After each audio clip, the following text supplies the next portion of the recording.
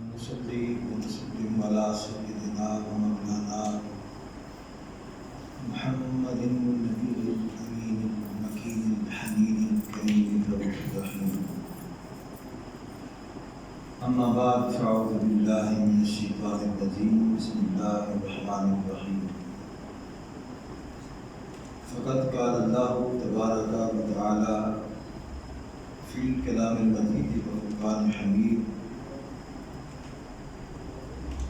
قل تعالوا ندعو أبناءنا وأبناءكم ونساءنا ونساءكم ثم نبتهل فنجعل لعنة الله على الكاذبين.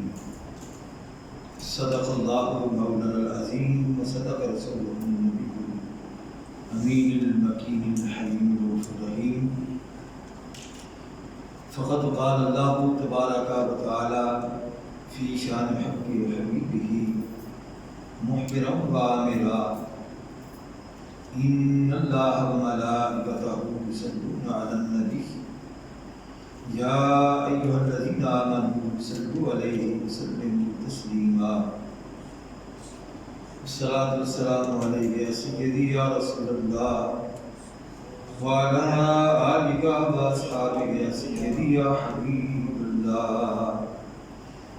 الصلاة والسلام عليك يا سيدي يا رحمة للعالمين وعلى آلك وأصحابك يا سيدي يا شفيع المذنبين. الصلاة والسلام عليك يا سيدي يا رحمة للعالمين وعلى آلك وأصحابك يا سيدي يا خاتم النبيين والمرسلين والحمد لله رب العالمين. رب اشرح لي صدري ويسر لي أمري واحلل عقدة من لساني يفقهوا قولي. مولاي صل وسلم دائما أبدا على حبيبك خير خلق كلهم. اللہ کی حمد و ثنا حضور تاجدار کائنات صلی اللہ علیہ وآلہ وسلم کی بارگاہ عالیہ کے اندر ہدیہ درود و سلام عرض کرنے کے بعد آج 24 ذی الحج مبارک ہے.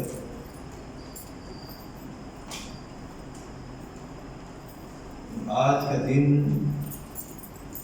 انتہائی اہمیت کا دن ہے. آج سے 1500 سال پہلے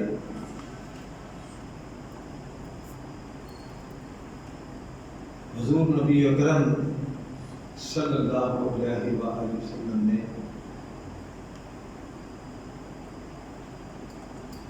نجران کے عیسائیوں سے مبالغہ کا چیلنج قبول فرمایا تھا.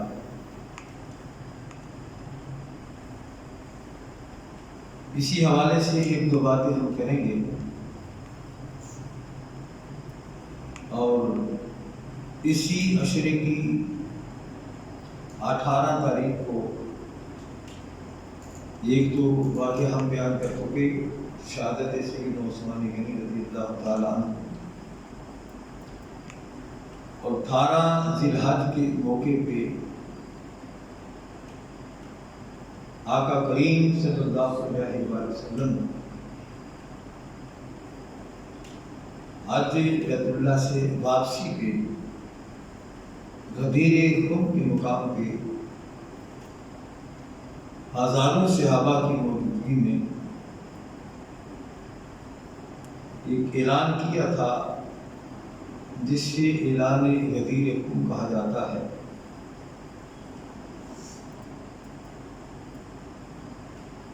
اسی حوالے سے بھی ایک دو باتیں انشاءاللہ ہم اس مختصر سے وقت کے اندر کریں گے. ہمارے پاس تقریباً 20 منٹ باقی ہیں.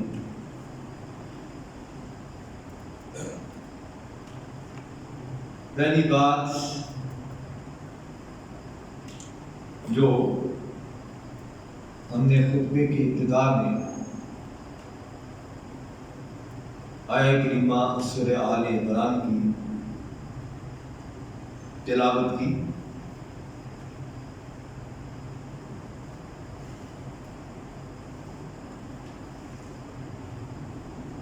کیا پیارے حبیب صلی اللہ علیہ وآلہ وسلم آپ فرمائیے، بلاؤ تم اپنے بیٹوں کو اور ہم بلاتے ہیں اپنے بیٹوں کو۔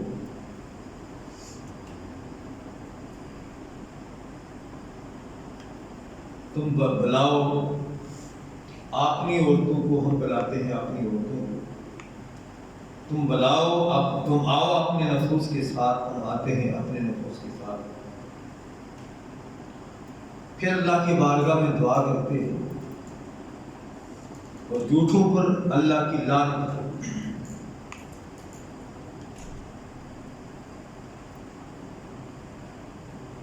حضور تاجدار کائنات صلی اللہ علیہ وآلہ وسلم، تھوڑا سا تفصیلی واقعہ ہے لیکن ہم اسے مختصر کرتے ہیں۔ نجران کے عیسائیوں کو اسلام کی دعوت دی، جس پہ انہوں نے نبی کریم صلی اللہ علیہ وآلہ وسلم کی تکذیب فرمائی، تکذیب کی۔ آقا کریم صلی اللہ علیہ وآلہ وسلم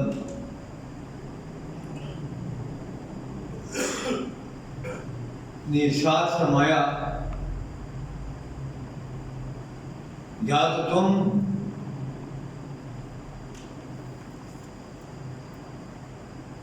اسلام قبول کر لو، اللہ کو ایک مان لو اور عیسیٰ علیہ السلام کو اللہ کا بندہ اور رسول مان لو، یا پھر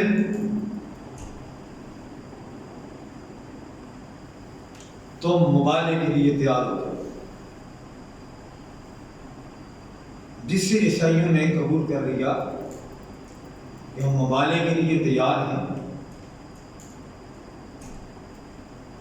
اب مبالغے کا جو حکم ہے یہ رب کائنات کی بارگاہ سے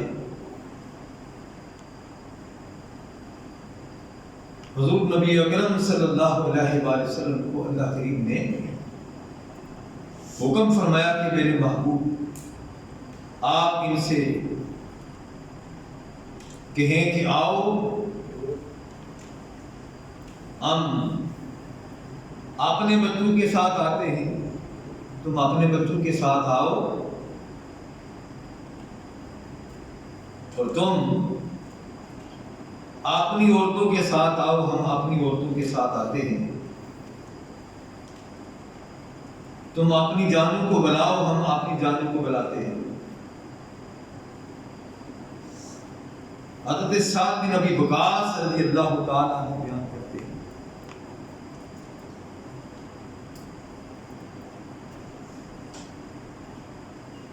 کہ حضور نبی اکرم صلی اللہ علیہ وآلہ وسلم کو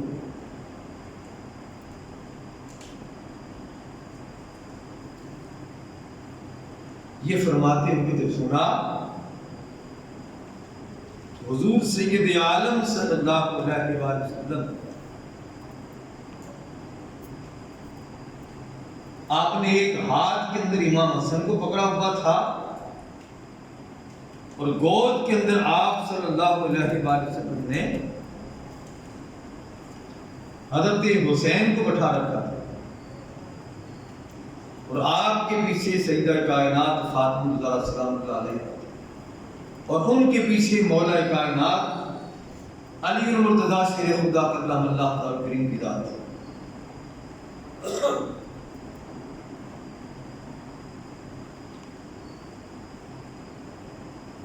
اور جب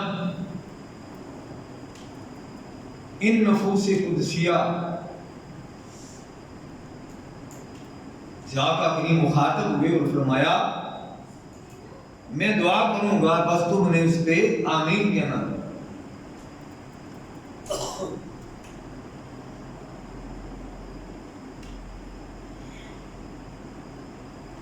عیسائی پادری جب اس نے دیکھا ان ہستیوں کو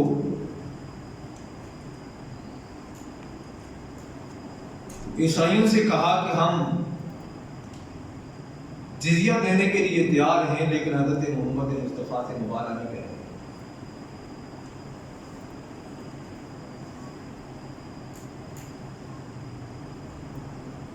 بڑے آپ کو گولا ہوئے کہ پہلے تو ہمیں تیار کر کے مبالغے کے لیے لایا تھا کہ مبالغہ کریں گے، اب تو کہتے ہیں کہ مبالغہ نہیں کریں گے، اس لیے تمہاری بڑی بےزتی ہوگی۔ اس نے کہا تمہیں معلوم نہیں، جو کچھ میں دیکھ رہا ہوں وہ تم نہیں دیکھ رہی۔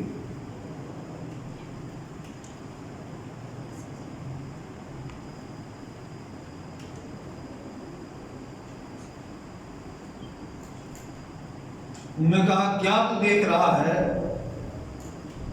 اس نے کہا یہ وہ نفوس قدسیہ ہیں، اگر حضرت محمد مصطفیٰ نے ہاتھ اٹھا لیے اور انہوں نے مصطفیٰ کریم کی اس دعا پہ آمین کہہ دی، اللہ تعالیٰ کائنات کے ہر پہاڑ کو ان کے کہنے پہ ہٹا سکتا ہے۔ اور اگر آج انہوں نے دعا کر دی عیسائیت کے حق میں، یعنی بدعا فرمائی، یاد رکھو کہ کائنات کے اندر کہیں بھی عیسائیت کا نام تک باقی نہیں۔ اس لیے ہم ان کے ساتھ مبالغہ نہیں کرتے۔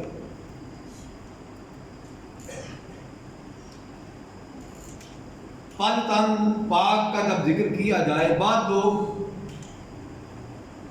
انہیں شاید خام خواہ ایک مرور اٹھتا ہے کہ یہ پوائنٹر پاک کہاں سے لیا، کہ یہ تصور نہ میرا ہے، نہ کسی محدث کا ہے، نہ کسی امام کا ہے، نہ کسی مولوی کا ہے، نہ کسی مفتی کا۔ یہ پن تن پاک کا تصور دینے والی ذات اللہ رب العزت کی ہے۔ ابھی ہم نے قرآن کی آیت سورہ آل عمران کی آیت نمبر غالباً آیت نمبر 62 جس کو ہم نے تلاوت کی ہے، اللہ کہہ رہا ہے میرے محبوب صلی اللہ علیہ وسلم، پوری آیت کا مفہوم یہ ہے، یہ جو آپ سے جھگڑتے ہیں انہیں کہہ دو کہ آؤ ہم بلاتے ہیں اپنے بچوں کو، تم بلاؤ اپنے بچوں کو، ہم بلاتے ہیں اپنی عورتوں کو، تم بلاؤ اپنی عورتوں کو، ہم آتے ہیں اپنے نفوس کے ساتھ، تم اپنے نفوس کے ساتھ آؤ۔ اب یہاں پہ حضرت سعد بن ابی وقاص جسے امام مسلم نے روایت کیا، پھر متعدد ائمہ کرام نے اس حدیث پاک کو امام ترمذی نے روایت کیا ہے، فضائل حضرت علی ابن ابی طالب کے اندر اس حدیث پاک کو امام ترمذی نے، امام مسلم نے، یہ بخاری کے بعد اس حدیث کا درجہ ہے وہ مسلم شریف ہے، پھر آگے ترمذی شریف، وہ بھی سیاستہ کی کتاب ہے۔ وہ بیان کر رہے ہیں کہ یہاں پہ اللہ کریم فرما رہا ہے یہاں جو کچھ ہوا، اگر کسی اور کو بلانے کا حکم ہوتا تو رب کائنات ارشاد فرماتا کہ میرے محبوب یہاں سے جب آپ جائیں گے دعا کریں گے فلاں فلاں کو ساتھ لے کے جانا۔ یہ چھوٹے بچے ہیں، یہ وہاں کیا کریں گے؟ کسی بڑے کو حکم مل جاتا کہ بڑوں کو لے جاؤ، حسنین کریم بہن سے چھوٹے ہیں، لیکن حکم الہی یہ تھا میرے محبوب جب آپ ان سے مبالغہ کریں گے تو اپنے ساتھ علی کو لے لینا، فاطمہ کو لے لینا، حسن کو لے لینا، حسین کو لے لینا۔ چار یہ نفوس قدسیہ ہیں اور پانچویں ہمارے آقا حضرت محمد مصطفیٰ ہیں۔ میں نے کئی بار اس بات کو دہرایا کہ بعض لوگ اپنی مرضی سے، کسی نے حدیثی کو پیدل پاک نکال لیے، کسی نے آسمانی کے پیدل پاک نکال لیے، کسی نے قرآنی پیدل پاک نکال لیے۔ اللہ کی عزت کی قسم، آسمانی بھی پیدل پاک یہی ہے اور حدیثی بھی پیغمبر پاک یہی ہیں، اور قرآن کی منہ سے بھی پیغمبر پاک یہی ہیں۔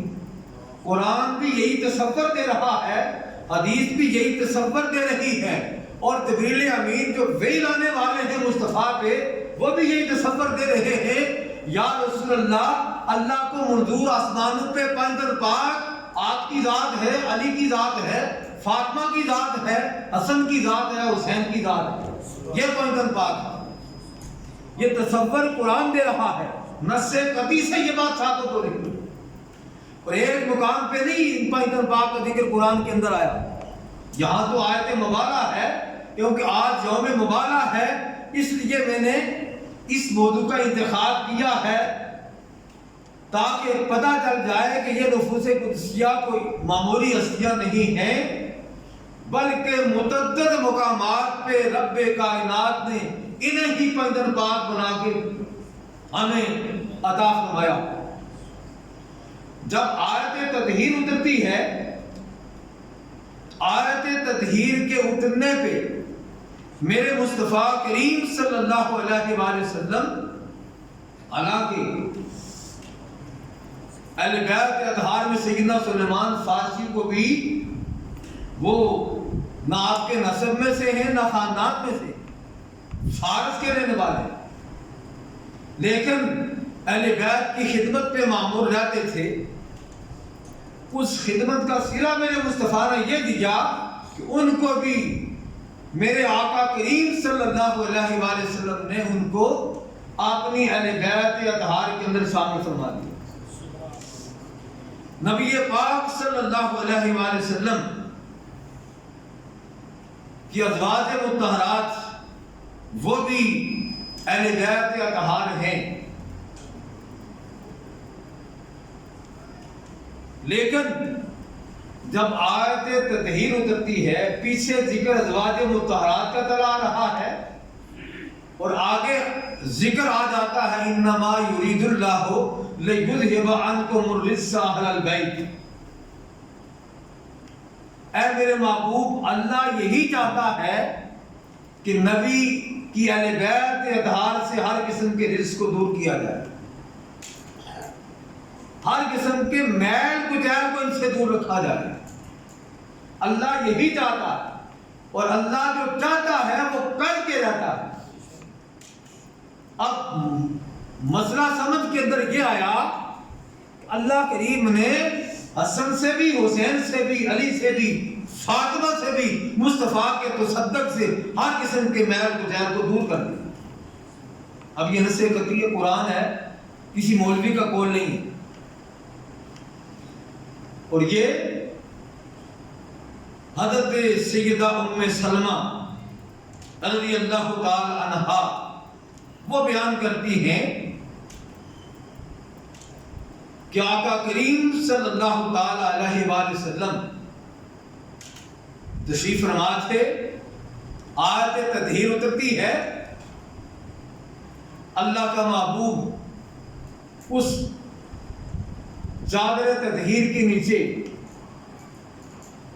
علی کو کر لیتے ہیں، فاطمہ کو کر لیتے ہیں، حسن کو کر لیتے ہیں، حسین کو کر لیتے ہیں، ان کو اپنی چادر کے نیچے لا کے پھر اللہ کی بارگاہ میں دعا کرتے ہیں، اللہم ہؤلاء اہل بیتی، اے اللہ یہ میری اہل بیت ہے۔ یعنی یہ کون کہہ رہا ہے؟ حضرت ام سلمہ بیان کر رہی ہیں۔ کب؟ جب آیت تطہیر نازل ہو رہی ہے۔ یہ قرآن کی دوسری آیت کریمہ ہے، آیت مبالغہ بھی، اس کے اندر بھی انہیں 5 نفوس قدسیہ کو شامل کیا، اور جب آیت تطہیر نازل ہوئی تو وہاں بھی میرے مصطفیٰ نے انہی 5 نفوس قدسیہ کو داخل کر کے اللہ کی بارگاہ میں دعا کی، اے اللہ یہ میری اہل بیت ہیں، میں ان سے محبت کرتا ہوں، تو بھی ان سے محبت ہے، اور جو کوئی ان سے محبت کرے باری تعالیٰ ان سے بھی محبت کر۔ یعنی بتا یہ دیا کہ لوگوں میرے اہل بیت کی محبت تمہیں فقط محب ہی نہیں رہنے دے گی، محبوبیت کے درجے پہ فائز فرما دے۔ یہ دوسرا مقام ہے۔ تیسرے مقام پہ پھر چلے جائیے، آیت مبدت اترتی ہے، انما آقا کریم صلی اللہ علیہ وآلہ وسلم آیت مبدت کے اترنے میں جب اترتی ہے، آقا کریم فرماتے ہیں میں تم سے کچھ نہیں مانگتا، لا اسألکم علیہ اجرا الا المودۃ فی القربى، میں تم سے کچھ نہیں مانگتا، نہ مانگ کے بھی اللہ کے ارشاد پہ مانگتا ہوں۔ کیا مانگتا ہوں؟ اپنے قرابت داروں کی مودت مانگتا ہوں۔ اب سارے قرابت داروں کی مودت مسلمانوں پہ فرض ہے، جو اس فرض کو نہیں نبھاتے وہ قرآن کا انکار کرتے ہیں، نص قطعی کا انکار کرتے ہیں۔ نص قطعی کا انکار کرنے والا خود فیصلہ کرنے وہ کون ہے؟ وہاں بھی جن نفوس قدسیہ کو میرے مصطفیٰ شامل کرتے ہیں، ساری اہل بیت کی محبت فرد ہے، وہ ام المومنین سیدہ خدیجہ الکبریٰ ہوں یا ام المومنین سیدہ عائشہ صدیقہ ہوں یا ام المومنین سیدہ حفصہ ہوں یا ام المومنین سیدہ ماریہ قبطیہ ہوں، تمام ازواج مطہرات کی محبت صاحب ایمان پہ فرض ہے، لیکن خصوصیت کے ساتھ جن کی محبت کا ذکر اس آیت مبدت کے اندر کیا گیا ہے، بخاری، مسلم، نسائی، ابن ماجہ، ابو داؤد، ترمذی، ساری حدیث کی کتب شاہد ہیں۔ آیت مبدت کے اترنے پہ میرے مصطفیٰ کریم صلی اللہ علیہ وآلہ وسلم جن کی مبدت کو لازم قرار دیتے ہیں وہ علی ہے، فاطمہ ہے، حسن ہے، حسین ہے۔ یعنی یہاں بھی یہ پنج تن پاک کا تصور، لوگ کہتے ہیں یہ پنج تن پاک کا تصور کہاں سے آیا ہے؟ یہ مصطفیٰ نے دیا ہے، یہ خدا نے دیا ہے، یہ قرآن نے دیا ہے، یہ حدیث نے دیا ہے، یہ کسی نے اپنی طرف سے گاڑ نہیں دیا، بلکہ یہ لفظ قرآن کا دیا ہوا ہے، حدیث کا دیا ہوا ہے، جبریل کا لایا ہوا ہے، حکم الہی ہے، اللہ کا حکم ہے۔ اللہ کے حکم سے یہ پنج تن پاک ہیں۔ جو ان کو پنج تن پاک نہیں مانتا اس کی اپنی طہارت کے اندر شک ہے، اس کے نسب کے اندر شک ہو۔ ان کو اللہ کریم نے پنج تن پاک بنایا ہے، مصطفیٰ نے اعلان کیا ہے، صحابہ نے بتایا ہے۔ تو حضرت ام سلمہ رضی اللہ تعالی عنہا بیان کرتی ہیں کہ جب یہ نفوس قدسیہ اس چادر کے اندر داخل ہوتے ہیں، آپ فرماتی ہیں میں نے چادر کا پلو اٹھایا، اندر داخل ہونا چاہا، میرے آقا کریم نے فرمایا انت خیر، انتی خیر، اے ام سلمہ تو پہلے ہی بہتر ہے۔ لیکن اس چادر کے نیچے فقط یہی چار ہوں گے۔ اس سے پتہ یہ چلا کہ میرا مصطفیٰ، اللہ کہتا ہے وَمَا يَنطِقُ عَنِ الْهَوَىٰ إِنْ هُوَ إِلَّا وَحْيٌ يُوحَىٰ، وہ کوئی بھی کام اپنی مرضی سے نہیں کرتا، وہ وہی کام کرتا ہے جو حکم الہی ملتا ہے۔ اس سے ثابت یہ ہوا کہ حکم الہی بھی یہی تھا کہ میرے محبوب آیت مبارہ اترے تب بھی حسن، حسین، علی، فاطمہ کو آپ نے بلانا ہے، آیت تطہیر اترے تو پھر بھی تو نے حسن، حسین، علی اور فاطمہ کو بلا کے چادر کے نیچے لانا ہے، اور آیت مودت اترے پھر بھی انہی کو لانا ہے۔ یہ بات کو میں پکا کر رہا ہوں تاکہ لوگوں کو پتہ چل جائے یہ پنج تن پاک ہے، یہ فرمان الہی، یہ اللہ کا حکم ہے۔ مصطفیٰ ان جگہوں پہ ان چاروں کو جو لا رہے ہیں، امت کو بتا دے رہے ہیں کہ ان کی طہارت کے اندر کہیں شک نہ کرنا، اس لیے کہ ان کی طہارت کا اعلان اللہ نے کیا ہے اور پھر اللہ کے اذن سے مصطفیٰ نے کیا ہے۔ پہلے طہارت اللہ نے کی ہے، پھر اس طہارت کا اعلان مصطفیٰ نے کیا، پھر پہلا اعلان قرآن نے کیا ہے اور دوسرا اعلان حدیث نے کیا۔ پہلی بات قرآن کہہ رہا ہے اور حدیث اس بات کی تصدیق کر رہی ہے، ان کی عظمت کو بیان کر رہی۔ بات ہم نے کرنی تھی آگے غدیر خم کی بھی، کہ غدیر خم کے مقام پہ ٹائم ہمارا ہو چکا ہے، ہزاروں کی تعداد کا مجمع ہے، صحابہ کرام ہیں، حجۃ الوداع ہے، اور حجۃ الوداع پہ مصطفیٰ کریم غدیر خم کے مقام پہ ہزاروں کی تعداد میں علی کا ہاتھ پکڑتے ہیں اور اس سے پہلے فرماتے ہیں کیا تم جانتے ہو میں کون ہوں؟ سب نے کہا بلا یا رسول اللہ۔ فرمایا انا مولا کم، کیا میں تمہارا مولا ہوں؟ سب نے کہا بلا یا رسول اللہ۔ ارشاد فرمایا پھر سن لو، من کنت مولا ہو فہذا علی مولا ہو، جس کا میں مولا ہوں اس کا علی مولا۔ یعنی 1 2 4 5 10 20 صحابہ کا مجمع نہیں، ہزاروں کی تعداد ہے، حد سے واپس آ رہے ہیں، غدیر خم کے مقام پہ کھڑے ہوتے ہیں، 18 ذی الحج کا دن ہے اور میرے مصطفیٰ جمع ہو کے آپ منبر پہ کھڑے ہو کے اعلان کر رہے ہیں مولا کائنات علی المرتضیٰ شیر خدا کرم اللہ تعالی کریم کی ولایت کا، کہ جس کا میں مولا ہوں اس کا علی مولا۔ اللہ کریم اپنے محبوب کے صدقے ہمیں قرآن و حدیث کو پڑھنے کی توفیق عطا فرمائے۔ واہ خدا